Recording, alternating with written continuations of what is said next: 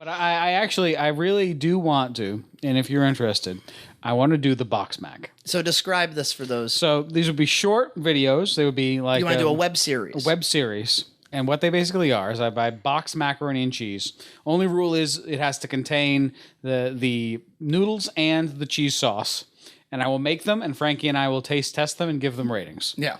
And I will also educate the masses on proper boxed macaroni and cheese cooking techniques because there's a lot of confusion out there. And I have requested a segment in an early version of this where they sit down and lay out the rules by how they will evaluate them.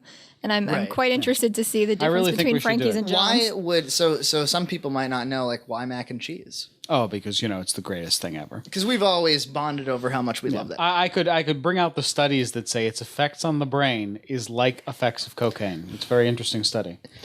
Yeah, look, Keith's girlfriend was going on about that. Yes. Or she was saying heroin. Heroin, whatever. Nina Drugs. is a vegan now and true. doesn't eat traditional mac and cheese. Well, yeah. And you say heroin, but yes, morphine. There is a compound in dairy that breaks down into a morphine-like compound. Yep. I'm an addict. I've seen you eat macaroni and cheese at least 2, possibly 3 times a day. 3 times in one day. What? Really? Why have I done that? Well, you've definitely done it for lunch and dinner. I did this past Friday accidentally. This is not the first time. Not really accidentally. It just was the obvious choice both times. We'll have to see, Nina, if we can find some vegan macaroni and cheese. They do make vegan macaroni and cheese. She feeds it to me like a prisoner. Really? No, actually, it's really good. It's not. I wouldn't say it's like a dynamite, but I've had full fat mac and cheese that's way less tasty than this vegan mac and cheese. What's it made out of? It's made with nutritional yeast, which has like a cheesy taste. What is that? Nutritional yeast. Yeah, it's kind of like yeast, like you would put in bread. But what makes it nutritional? Like, why do they add that word to? Why do they append it? Because there's different types of yeast. There's baking yeast. Yeah, there's malt. There's malt yeast. I always parade around talking about how I hate gourmet mac and cheese. Yeah. It's like one of my least favorite things. Like when people are like, "Oh, you know what you need is some truffle oil." If there are breadcrumbs on it, Frankie thinks it's bullshit. It dries it out. It takes away all that nice gooey, cheesy, moist thing that is so good and hot. Like it takes away. Instead, what you have is these kind of cold crumbs, scalding hot mac and cheese underneath. Yep. I also don't like people get creative with white cheddar.